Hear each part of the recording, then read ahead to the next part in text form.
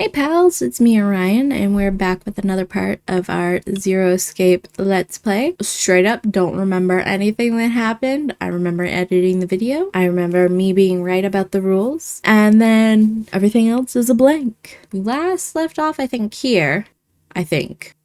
I might be wrong. Junpei swallowed hard and waited for him to start. He was not the only one. Presently, Snake began to read, his voice calm. His fingers glided over the tiny bumps as he spoke. Bracelet number 2. Since you are not blessed with sight... Okay, I think I do remember us getting this already, but we'll do a little recap. I shall bless you, and only you, with information. I shall tell you of the function of the red, of the dead, and of the bracelet. Okay. The red is the recognition device. So this thing.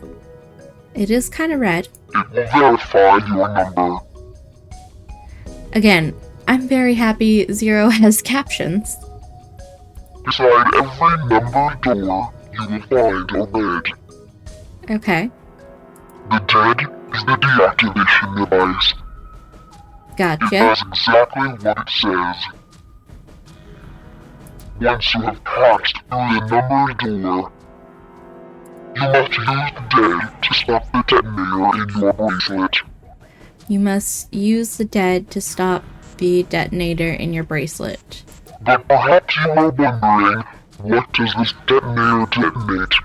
I am afraid this might be something of a surprise. I Oh? have placed a small bomb inside of you and people who you are about to meet. Neat. You swallowed it while you were unconscious. A small but powerful bomb? I'm assuming? I have no doubt that by the time you read this note, the bomb will have passed your stomach and found its way to your small intestine. Lovely. In other words, you will be unable to regurgitate it. I suggest you do not try. Again, lovely. As I mentioned before, the bracelet on your left hand contains a detonator. Think of it as a remote fuse, or timer, for the bomb in your body. Zero, you really are a ray of sunshine, huh? There is only one condition which will cause it to detonate. That condition is that you enter a numbered door. Oh? Once you have done so, the timer will activate, no matter who you may be. You will have 81 seconds. 81 seconds. It's about a minute. If, after that time, the detonator has not been deactivated, it will send a signal to the bomb in your body, instructing it to explode. In order to deactivate the detonator, every person who verified their number at the red must also verify their numbers at the dead. Ah. So that's why he said all who enter must participate, meaning they have to like scan their thing too, but also what he means by 3 or more can go in as long as they make a digital route, but no less. So like not 2, not 1, 3 or more. Once all numbers have been verified by the dead, you need only pull the lever at its side, and the countdown will cease. Noted. Anyone who does not verify their number at the red will find themselves unable to verify their number at the dead. This is very, what's the word? Oh, my brain is not awake yet. Advanced, I guess is what I want to say. That is to say, if you should pass through a numbered door without first verifying your number at the red, in 81 seconds, you will be dead. Damn, he can rhyme. Zero is a poet You and he must didn't know also it. keep in mind that the numbered doors will close automatically after 9 seconds have passed. Awesome. So long as the doors open, the dead will not function. You would do well to remember this. Okay, so if someone's quick enough, they could jump back out the door in that 9 seconds to fuck with somebody that or not even enter. Lastly, let us discuss how to remove the bracelets. Oh? There are only 2 ways to do so. 1. You escape from this ship. Got it. 2. Your heart rate reaches 0.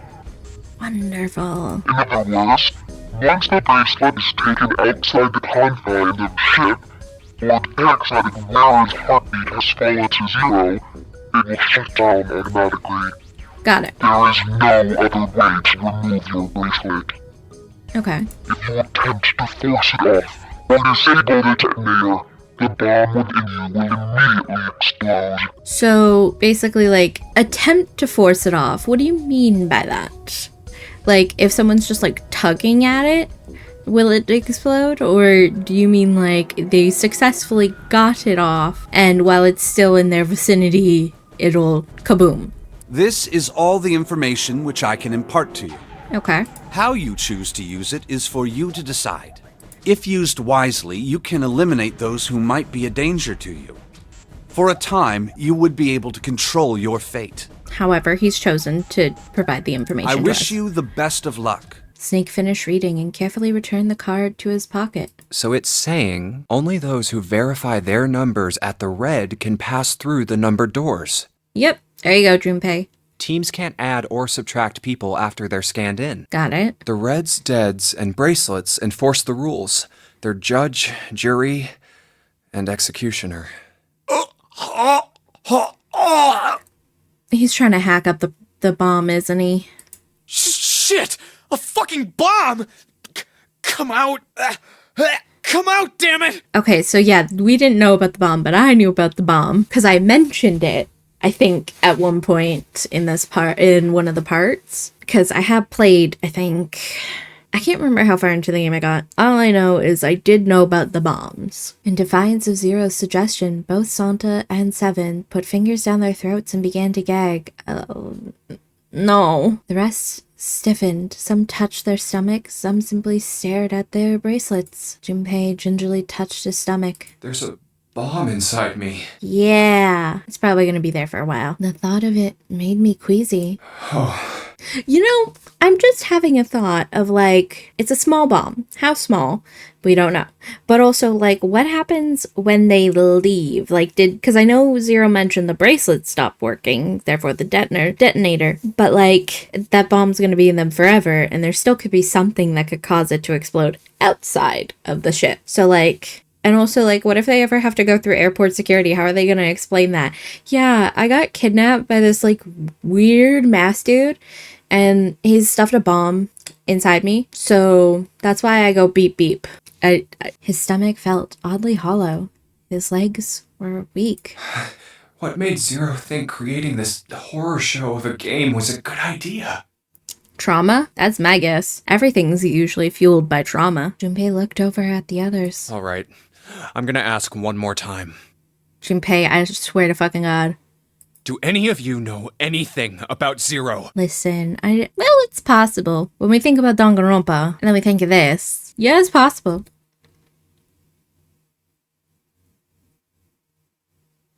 We were all silent, each person waiting to hear what the others would say. Finally, Santa spoke. Actually, I saw him. I saw Zero when I got grabbed. Oh, cool. Neat. I didn't see his face, though. Oh? Son of a bitch was wearing some kind of gas mask. What the hell? Come on, guys, give me something. You know, like surprise or something? Instead, it was Santa who looked surprised. There was a moment of silence, and then everyone spoke at once. I saw that too. I did as well. Joy. Me too. I didn't see inside the mask, though. I think that would be a bit hard to see inside that mask. That mask! It was really scary! I think I'm the only one who's not afraid of a gas mask. Certainly, I think it would be weird, but like, I'm not afraid of it. Maybe it's because I worked during a pandemic. Oh, so all of our abductions were the same. We were taken from home at midnight. Noted. The person claiming to be Zero had a mask on. There was white smoke, and then each of us passed out. We woke up to find ourselves on D-deck, in a room with a 3-level bunk bed. How about you, Seven? Did the same happen to you? Only Seven's story seemed to lack the detail of the others. Oh, me? Yeah, well, mine was just like the rest of yours. That's suspicious. That was all he had said. It occurred to Junpei at the time that it sounded somewhat strange, but he didn't press the issue. Okay, that's good enough for now. Cool. He hadn't done so because there was something that struck him as even stranger. So, I have a question. That was the mystery of the relationship between Snake and Clover.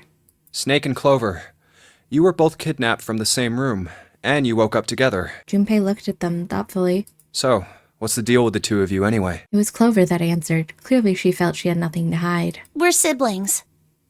Okay. Siblings? Yes.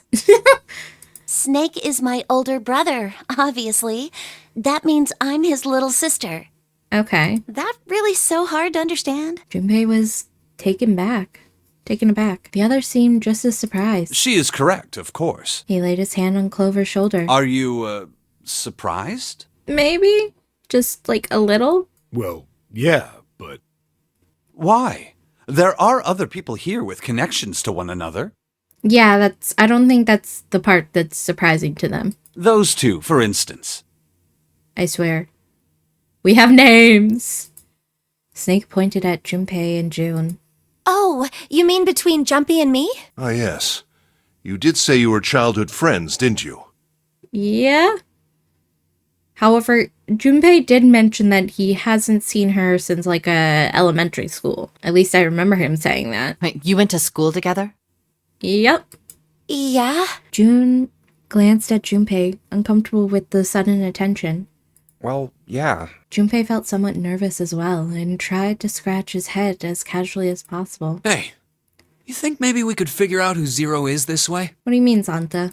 Yeah, you're right. You connect the dots between the victims, and that leads you to the perp.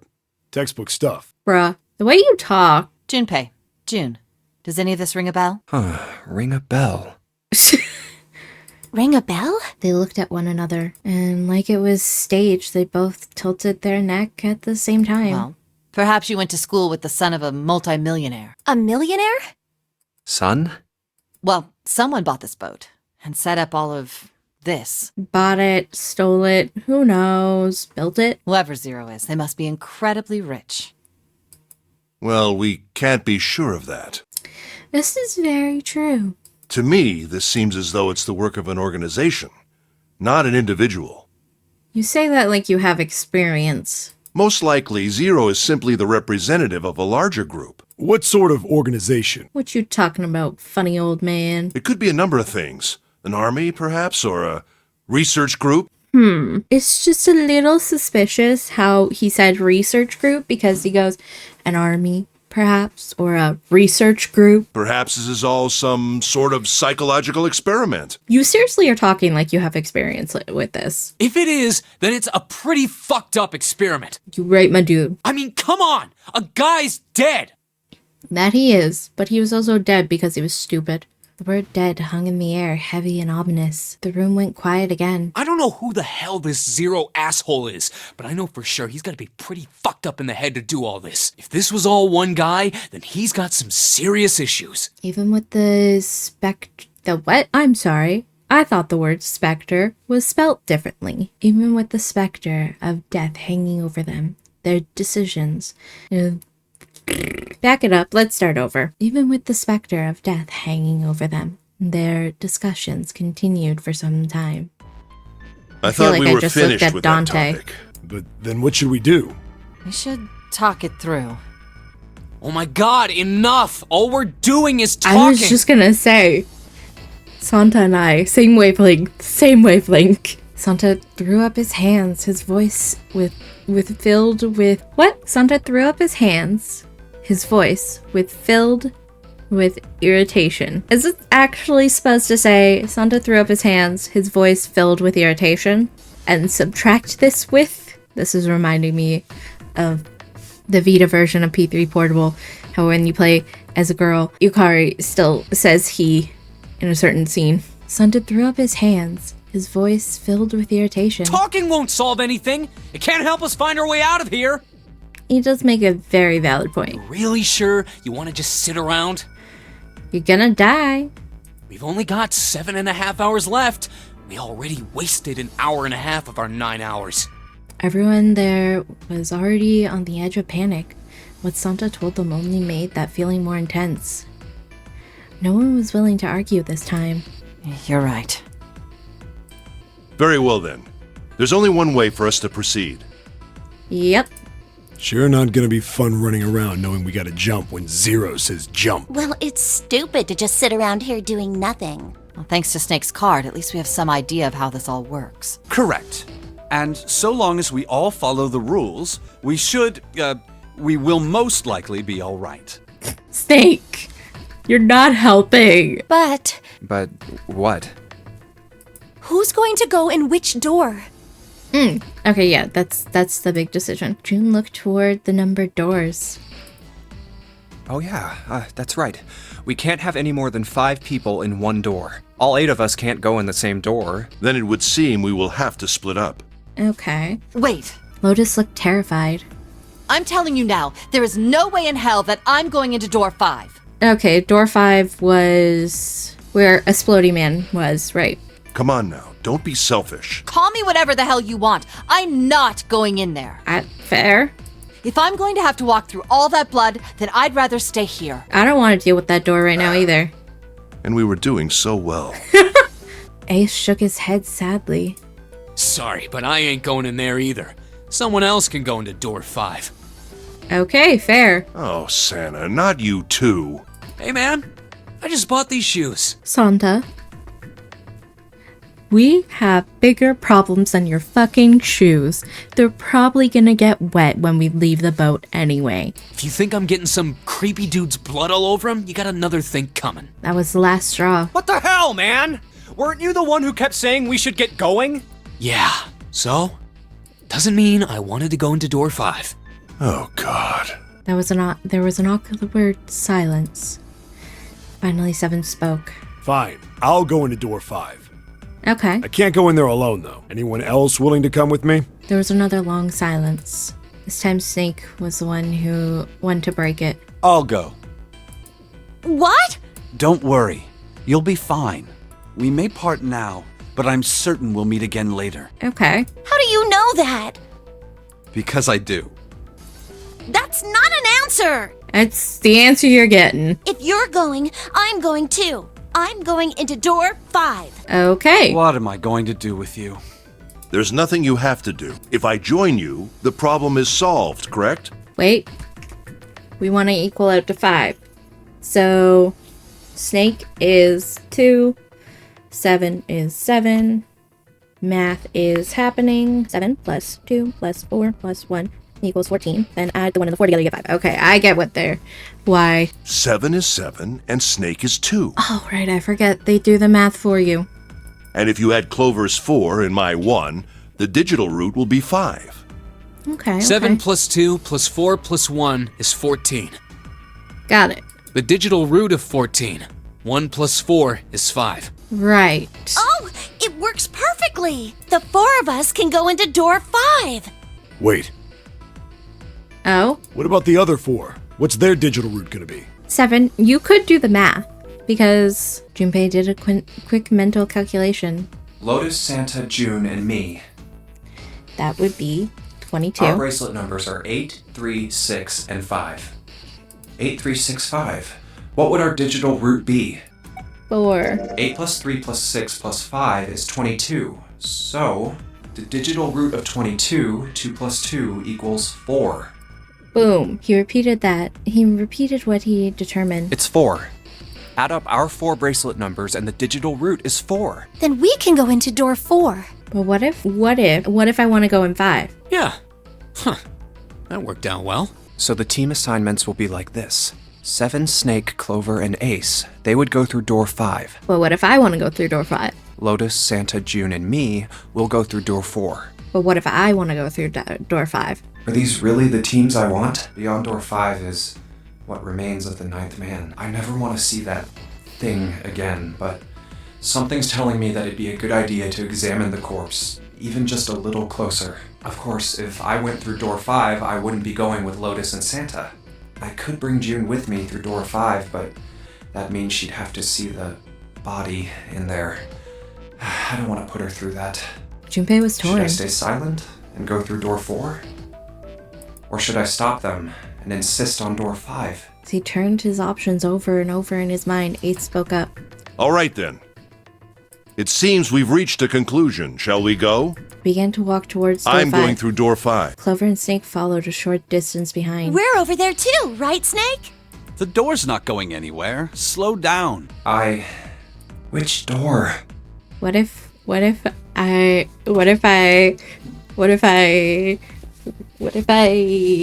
be a little shit? What if I be a little shit? Hear me out. What if I cause some chaos? Hey, wait. Junpei's cry echoed across the room. 4 people walking towards the door stopped, turned back towards him, then turned back towards I want to go him. through door 5 too. Words were scarcely out of his mouth when June spoke up. What? What are you saying, Jumpy? If you're going through that door, then I'm going with you. Why? I mean, well, that actually. He turned around and looked at No, her. you can't. I can't take you with me. Why? Well, you know what's in there, don't you? Are you sure you want to see that? Well, June opened her mouth as if to say something, but instead closed it again and looked at the floor. Junpei felt an ache in his chest at her clear distress, but the choice was not his to make. There was nothing else he could do. Junpei turned away from June, doing his best to silence their turbulent emotions. Please, let me go into door 5. Seven scratched his head and looked at the young man. Man, now we're right back where we started. You know that? Yeah, I know. It's little shit hours. Junpei's bracelet is number 5, right? Yes. If we are going to add Junpei, then we must subtract 5 from the rest of us. Okay. Snake turned to Ace. Please, take good care of Clover. Oh, all right. That's fine. Ah. don't go away. You need to listen to me, Clover. Go to door 4 with the others. No. Don't be so selfish. Snake's tone was harsh. Why? Tears welled up in Clover's eyes. She bit her lip and did the best to fight them off. Snake's expression softened when he put his arms around Clover. He held her close and whispered into her You'll ear. be fine. Just relax. It looked as though he whispered 2 or 3 more words, but whatever they were, Junpei didn't hear them. What did he tell her? He couldn't help but wonder what the other man had said. Snake pulled back from his sister, his eyes kind and inquiring. Okay, I understand. Her voice was barely audible from where Junpei stood. Before long, new teams were assembled. Let's make sure we've got this straight. Those going to door 5 are me, 7, and Snake. Okay. 7 plus 2 plus 5 equals 14. Got it. And the digital root of 14, 1 plus 4, is 5. Easy math. And those going to door 4 are Lotus, Santa, June, Ace, and Clover. 8 plus 3 plus 6 plus 1 plus 4 is 22. Okay, cool. And the digital root of 22 is 2 plus 2, 4. We're okay with this. No problems here. Yes, let's do it. All right, Sick. then. Damn, his hand is pasty white. Not Junpei's, I meant Snake's. Seven, Snake, and Junpei scanned their numbered bracelets in quick succession. The screen of the red showed 3 asterisks. The lever's all that's left. Sick. I may have picked this simply because I wanted to be a little shit, but I'm very happy because right now I get to go with my favorite person in the game. Snake, my favorite person so far. Okay. All right, then. Let's go. Woo! Junpei glanced around one last time, his hand resting on the lever of the red. Okay. Please be careful. Yep. Concern was written plainly across her face. We will. Junpei looked her in the eye and gave what he hoped was a reassuring nod. He pulled the lever. In we go! Hello, blood. There was a sharp clack of the lock releasing, and the door swung open. And it's open. Ahead of them, in the small hallway, were the pitiful remains of the 9th man. You got this, Junpei. That's messed up. That was the 9th man. For a moment, Junpei froze. Try as he might, his eyes would not leave the corpse. His feet would not leave the floor. 7, too, seemed paralyzed. Snake, on the other hand, seemed unconcerned, walked calmly down the bloody hallway, and only stood when he realized his companions were not following. Oh. How can you... Well, do you intend to kill me? I assume you haven't forgotten the door only remains open for 9 seconds, have you? He hadn't even bothered to turn around. His head was at most... What? He hadn't even bothered to turn around. His head was, at most, slightly cocked toward one shoulder. Sorry. Let's go! Junpei and Seven looked at one another and nodded. They threw themselves through the door. As they did, a cold tone sounded from the left wrists of all men. Oh, fancy. Seven, Junpei looked around at their bracelets on both of them and on Snake's. Red Skull had flickered to life. Damn it! The countdown started! They had scarcely processed this information when...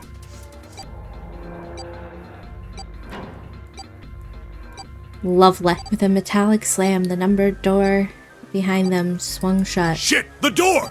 You know what's next! There's no turning back now. And if we don't manage to find the deactivation device... Hey, where is the dead? The fear and urgency in Seven's face reflected what all three of them felt. How the hell should I know? Stay calm. Look around you. Okay, I get it. Junpei spun around, searching desperately for the dead. Ah! He found it easily enough. It was on the wall next to the closed door labeled Found 5. it! Right here! As he yelled, he struck the scanner with his hand. The other two scrambled to follow suit. See what I mean? He's so fucking pale. As soon as they finished, Snake threw the lever down. Woo!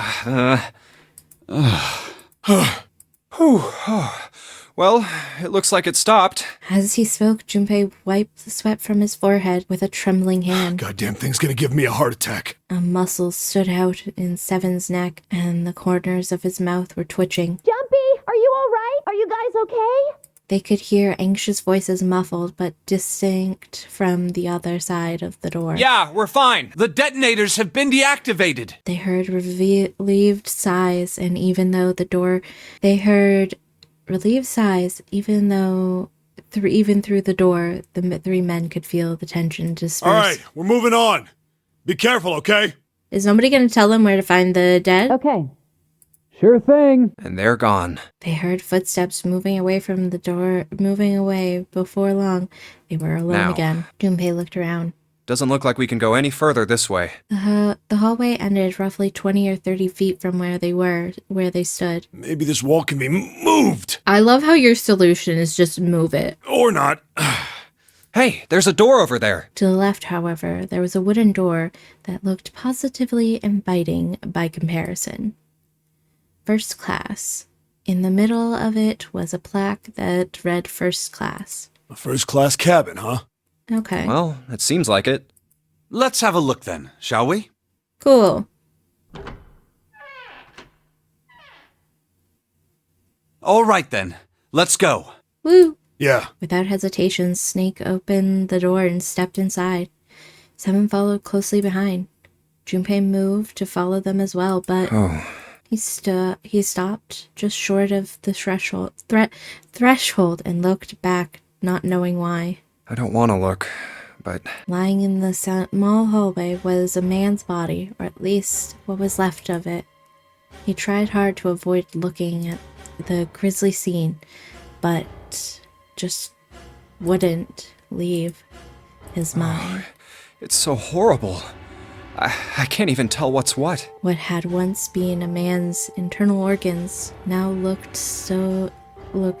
like so much vomit, as though something had chewed up and spit out the better part of his torso. It was hideous, but worse still, it was cruel. It was hard to believe the thing on the floor had once been human. The black pool of thick blood, the lumps of glistening flesh spread across the floor, the awkward, twisted, tangled shred of intestines, the head wrenched to some grotesque, unnatural position. He'd been wearing these. Yeah. The glasses lay next to his head. The lenses were cracked, the frame bent and distorted, and next to the glasses lay a bracelet, the number 9 still displayed on its face. The bracelet's off. Oh, wait. Zero did say. Lastly, let us discuss how to remove the bracelets. Okay. There are only two ways to do so. One, you escape from this ship. Two, your heart rate reaches zero. In other words, once the bracelet is taken outside the confines of the ship, or the backside of the wearer's heartbeat has fallen to zero, it will shut down automatically. The bracelet comes off when you're dead. Yeah. Oh, but what the hell's the point of getting it off when you end up like this? I mean, you make a fair point. Oh, just imagining how it must have happened. This was a human.